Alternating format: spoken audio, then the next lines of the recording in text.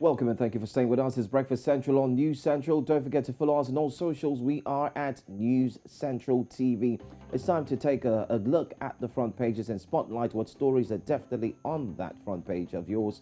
I'm talking about front pages that you should read. Let's start first with news coming from West Africa, the front page, and we will be looking at First News. That's our first salvo. It is this morning. It's all about politics. Soludo, it says, I am inheriting 109 billion naira debt, 300 million naira cash from Obiano. That's what Soludo is saying. You can see his hands are up there and he's telling people, look at what is in the state accounts. We need to be prepared. That's what they're saying. Obiano assembling legal team ahead of litigations. Yes, we also remember the story of Obiano, how he was taken from the airport when he was about to leave the country. There's more details from the First News this morning. Also under that story, Tambuwal Pali's IBB Abdusalami kicks against zoning. It's all about politics from the First News. And the last one here, Atiku's bid to contest for president, act of political desperation. Who is saying this? Afebo is coming out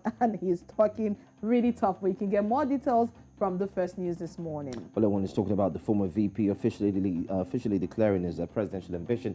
But let's check out what other front pages are indeed saying. Away from Nigeria now, let's go straight to the Daily Trust. Well, let's still stay in Nigeria and check out what's happening in the Daily Trust. Let's knock the West African headlines off from the front pages. And this one says, governors bow to Buhari, agree on Adamu.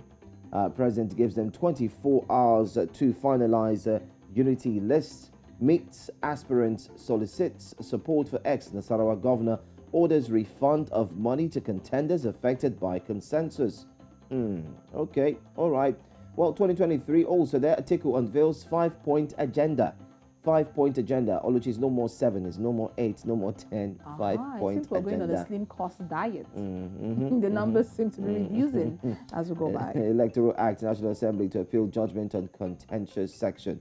That's another one. Well, flu. Nigeria loses over 2 million birds in 391 farms. That's the number.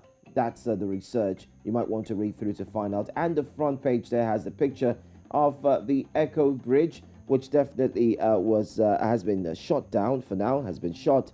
And a lot of things took place yesterday. Scenes of the fire outbreak at the illegal petrol storage facility under the bridge at Akbongbon in Lagos. So there's an illegal storage facility, and that's exactly what has sparked and caused the entire fire. So read up, go get the Daily Trust, find out more stories inside, and make sure you can use them.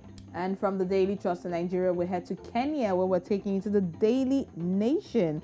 And it's all about the decision 2022. Karua joins the fray. That's what it's saying right now from the front page of that paper. After months of wooing, she joins Raila. That's what it says here. She is joining the Raila team. More details from pages 4 and 5 of the Daily Nation this morning.